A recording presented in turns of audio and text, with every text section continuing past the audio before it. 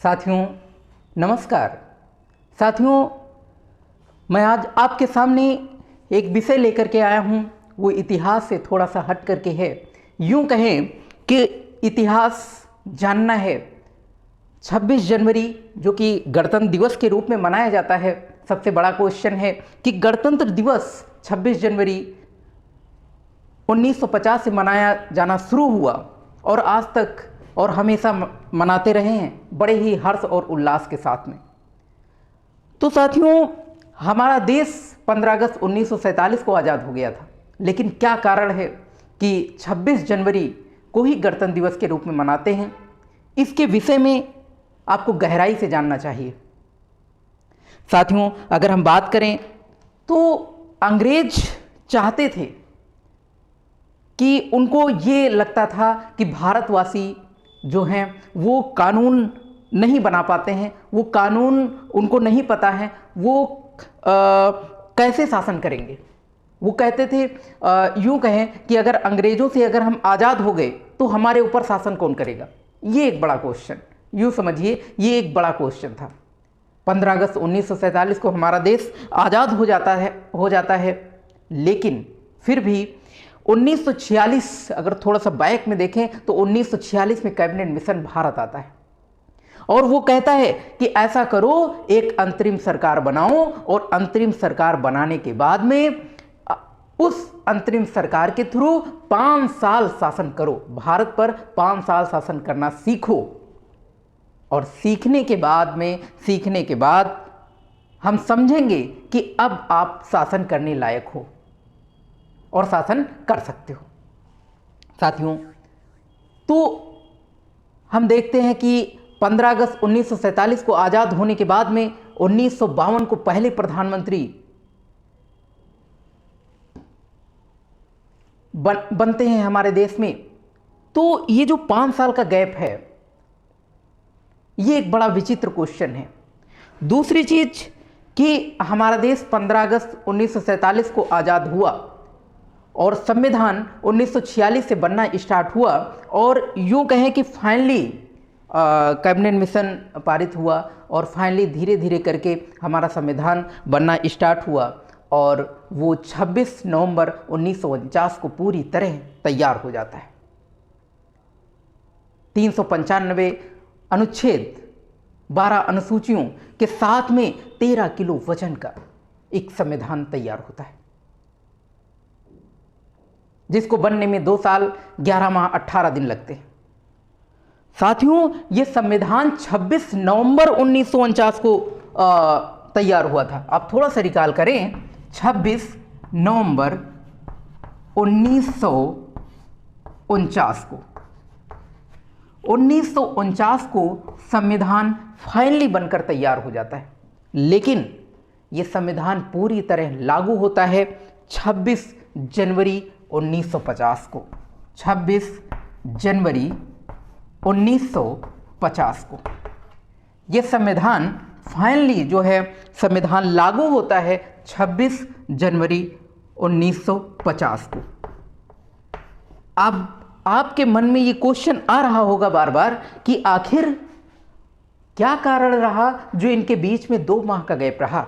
26 नवंबर 1949 को हमारा संविधान तैयार हुआ, लेकिन 26 जनवरी 1950 को संविधान लागू हुआ।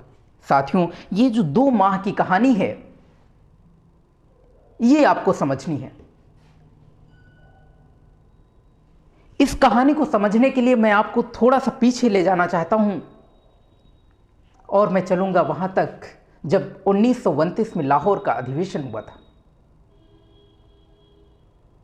1929 का लाहौर अधिवेशन जो कि जिसमें तय हुआ था पूर्ण स्वराज, जिसमें तय हुआ था रावी नदी के किनारे तिरंगा फहराया जाएगा और यह तय हुआ कि आने वाली 30 जनवरी आने वाली 1930 जो आने वाला साल है उसमें जो प्रथम माह है जनवरी, उसके अंतिम रविवार को तिरंगा फहराया जाएगा।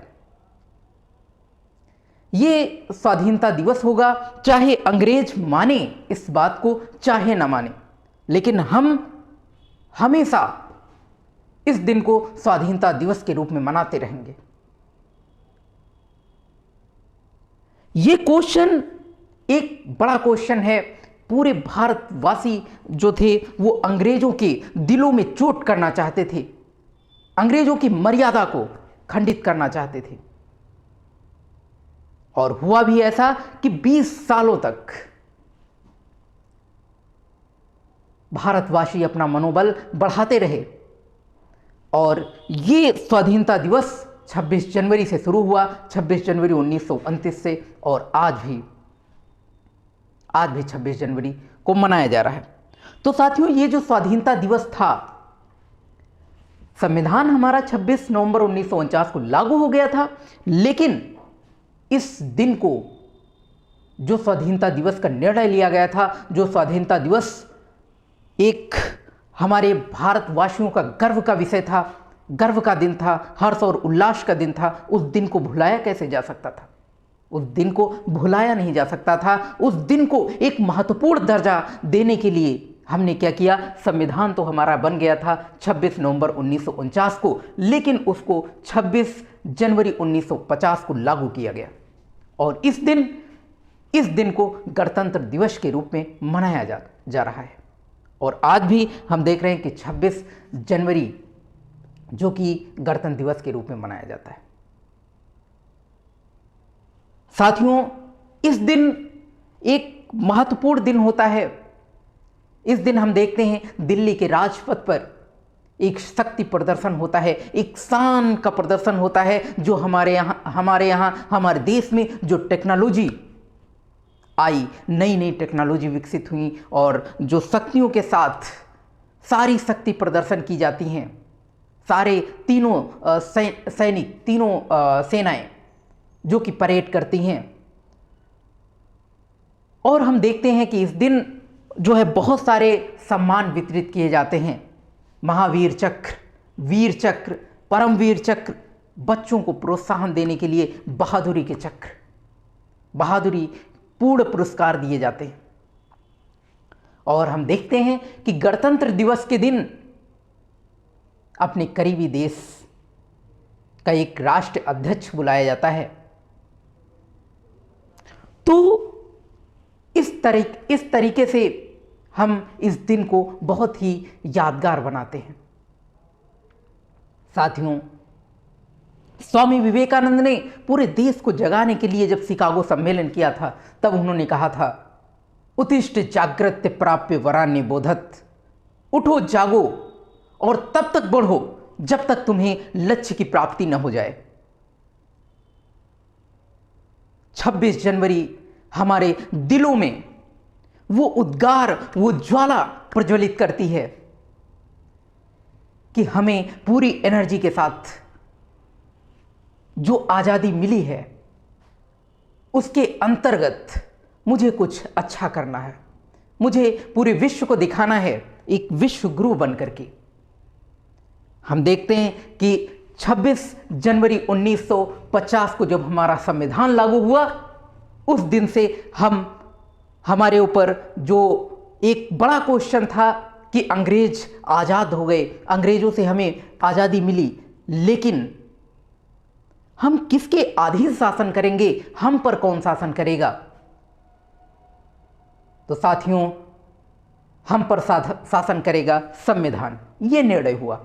और हाई कोर्ट, सुप्रीम कोर्ट, चाहे वो हाई कोर्ट हो, चाहे वो सुप्रीम कोर्ट हो, चाहे वो प्रधानमंत्री हो, चाहे वो राष्ट्रपति हो, सभी इस संविधान के अधीन शासन करते चले आ रहे हैं,